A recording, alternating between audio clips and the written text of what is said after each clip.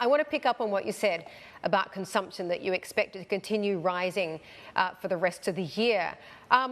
What is going to be driving that? Because you've got inflation, something that the Japanese public has not been used to, suddenly now at a 4-decade high. Well, that's true, but you also have relatively strong wage gains by historical standards. And there was obviously a long period of spending restraint during the pandemic.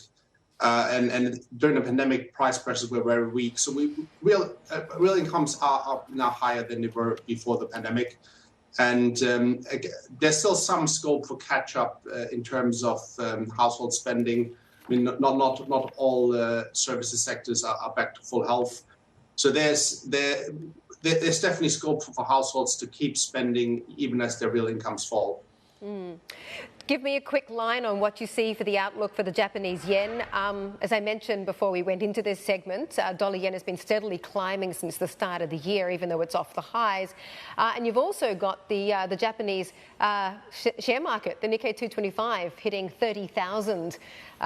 First time since September 2021. What do you see as the outlook there for both yen and market?